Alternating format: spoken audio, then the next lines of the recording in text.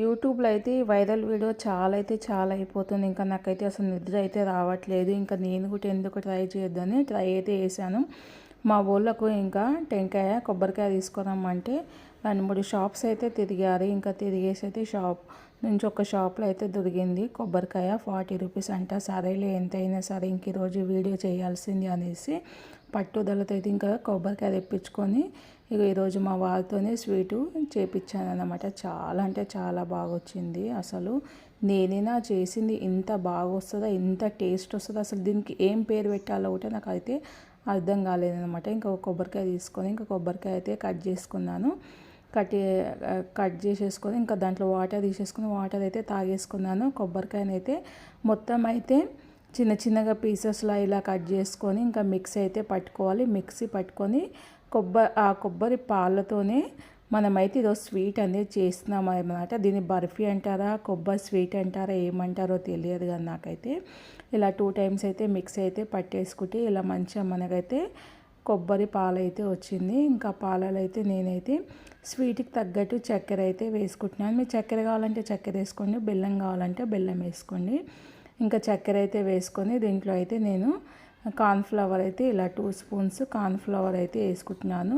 మొక్కజొన్న powder 2 spoon cornflour వేసుకొని ఇక మంచిగా అయితే కలిపేసుకోవాలి. నేను ఇంక ఇది అయితే పొయ్యి మీద పెట్టలేను, కిందని ప్రాసెస్ అయితే చేస్తున్నాను.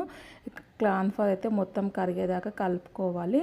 ఇంకా దీంట్లో నుంచి 3 నుంచి 4 ఇలాచీలు అయితే మంచిగా దంచేసుకొని అయితే ఇలాచీలు కూడా వేసుకొని కార్న్ఫ్లవర్ అయితే మొత్తము ఉండలు లేకుండా కలుపుకుందాం అనుకో. కలిపేసుకున్న తర్వాత ఇంకా పొయ్యి మీద మీడియం ఫ్లేమ్లోనే చేసుకోవాలి. హై ఫ్లేమ్లో వేసుకుంటే మాడిపోతుంది. మనం తీసుకునే గిన్నె అయితే కొద్దిగా మందపాటు ఉండాలి, పల్సగా అయితే మాడిపోతుంది అన్నమాట. ఇంకేదైతే కలుపుకున్నాం కదా ఇంకా పొయ్యి మీద పెట్టేసుకొని ఇంకా మీడియం ఫ్లేమ్లో వేసుకుంటే చూడండి ఇలా చక్కగా అయితే ఎంత మంచిగా ఉడికిందో. చాలా అంటే చాలా తొందరగా అయిపోతుందండి, 5-10 నిమిషాలని. మీరు కూడా ట్రై చేసి పెట్టండి. అప్పటికప్పటి పిల్లలకైతే చాలా అంటే చాలా బాగా వచ్చింది. టేస్ట్ అయితే అసలు చెప్పాల్సిన అవసరమే లేదు. నేనైతే అసలు ఈరోజు ఎన్నో స్వీట్స్ చేశాను కానీ ఇంత ఈజీగా ఇంత టేస్ట్గా అసలు ఆ కోకోనట్ మిల్క్ ఫ్లేవర్ అయితే అసలు చెప్పాల్సిన అవసరం లేదు. ఫ్లేవర్ అంత అంటే అంత బాగా వస్తుంది అనమాట. ఫ్లేవర్ అయితే చాలా బాగుంది. ఇంకోటి కోకోనట్ ఆయిల్ వేసిన లేక ఫ్లేవర్ వస్తుంది.